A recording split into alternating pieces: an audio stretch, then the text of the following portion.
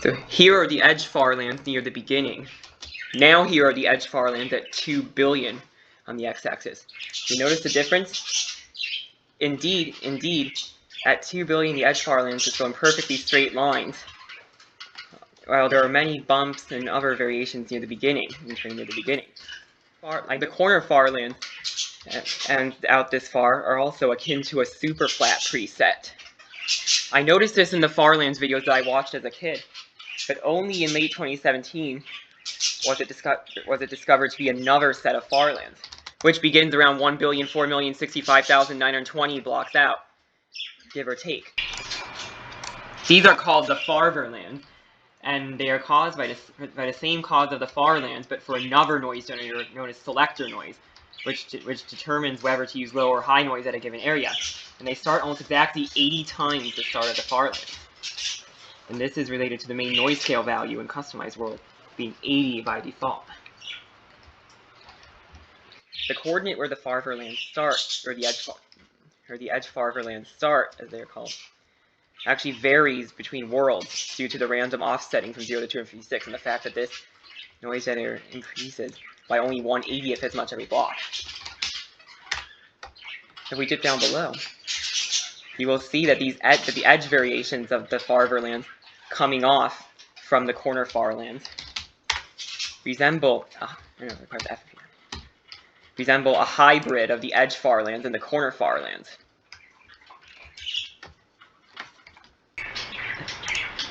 The farverlands will appear differently depending on how the corner farlands up to them and in areas with the same ratio of x minus 12 million prior to 2004 to z minus 12 million prior to 2024 generate. In fact, the farverlands within the corner farlands are essentially an effect on the corner farlands. Note that the artifacts usually match the height of the layers in the corner farlands, but some artifacts, as well as the layers of the corner farverlands, may have different heights, because in most areas of the corner farlands, the same noise generator will be used at 2 successive Y sampling points. But within the farverlands, the pattern of which noise generator is used at which height is essentially random. However, in fact, if you could chart which noise generator or low and high noise is used in a given area within the edge farverlands, it would look like the same Swiss cheese ball pattern as the edge farlands. It is also note that it is possible to have exposed oceans in the farverlands like we see here, even if the corner farlands don't have exposed oceans, as in this seed, because the pattern of which noise generator is used at which height is again essentially random in the farverlands, so there would only need to be at least one noise generator generating air at every Y sampling point above sea level to have exposed oceans in the farverlands. In this seed's corner farlands are also kind of interesting because the layers kind of merge into each other in both ways. Like we have openings down to sea level, and the layers are also all connected to each other. And when that happens, the edge farverlands extend from them and will appear almost indistinguishable from those that extend from the edge farlands. You notice how this looks a lot like the regular edge farlands. Also notice how the edge farverlands at their initiation appear rounder than the edge farlands. This is because the noise generator only increments by about 8.55515 units every sampling. So in the first sampling after the farverlands start, the value of the noise is going to be a lot smaller than with low and high noise in the first sampling point after the farlands start. So you'll get kind of a rounder start like we see here. A couple of my favorite corner farverland seeds are this seed 7366204476977780985, where the corner farlands look pretty standard, but suddenly open out into this low layer in the corner farverlands, as well as -3 quadruple 4750885977863881, where there is another low layer with a diagonal way above it. Also, and there is also an arch in the corner farlands right before the corner farverlands. It is also possible for the corner farverlands to just be an ocean, like we see here.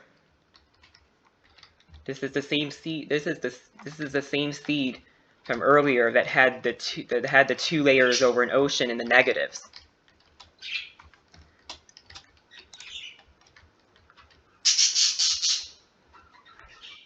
If a diagonal line in the corner farverlands is not 1-to-1 like we have here, then its appearance may change as we travel further along.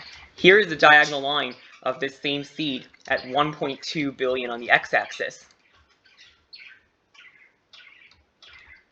Notice how it is not as blocky. Now here is a diagonal line at 2 billion on the x-axis. Notice how it looks even more round, a bit more than before. The diagonal lines of the corner farverlands appear differently than those of the corner farlands.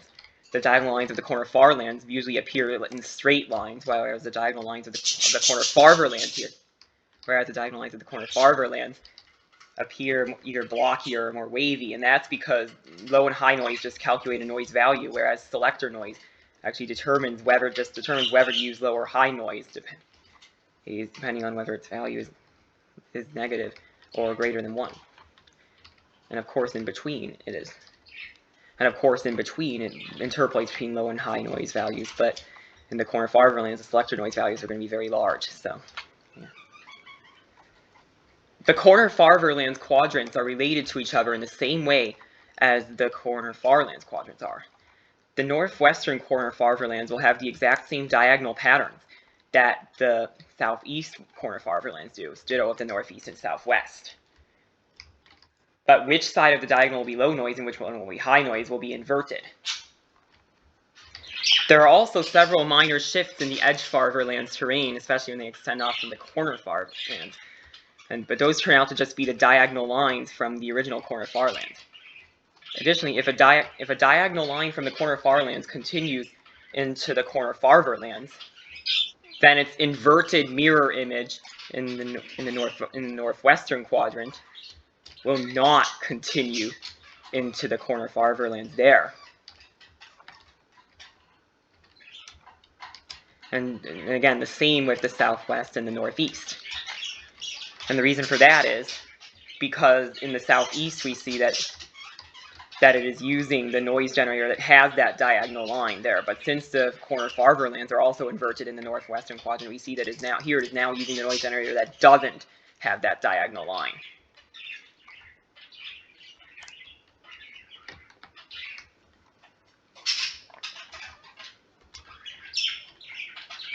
At negative 2,008,131,900, we can also see a second set of edge farverlands when a second octave overflows. And it is only noticeable in the negative axes again, in the negative directions again, because of the fraction jumping from a normal value straight to negative 4.295 billion roughly. There are also some visible effects of the second octave's farverland in the positive direction, but not immediately at twice the farverlands distance. The edge farverlands coming off from the edge farlands are almost entirely unchanging, and in fact I originally believed that the shapes of the tunnels would never change after 1,004,065,920. However, it is also possible to find minor shifts in the edge farverlands coming off from the edge farlands, as is seen here. A sudden shift in an artifact like this is caused by the additional octaves of selector noise, while a very slight shift in the shape of a tunnel or a strip of land would be caused by additional octaves of low and high noise. There are several shifts in the terrain in the first 100 million blocks or so after 2,008,131,840 in the positive direction. These correspond to the second octave's farverlands. And finally, of course, the last location that was often visited in the original Farlands videos was the 32-bit integer limit of 2,147,483,647, or close to it, of course. At the time, this was the farthest it was possible to see terrain generating in game. If you tried to go near the 32-bit integer limit, not even surpass it, just tried to go near it, the game would freeze. And the reason for that is actually not directly because of the integer overflow. That is actually that is actually because, well, it sort of is because of the integer overflow, but it's not directly caused by the player position getting near the 30. It's not directly caused by the player position exceeding or approaching the 32-bit integer limit. Instead, it is actually caused by the game trying to load every chunk from the hard limit on the other side all the way up to where we are, which no PC would ever be able to handle. So it has nothing to do with your PC specs either.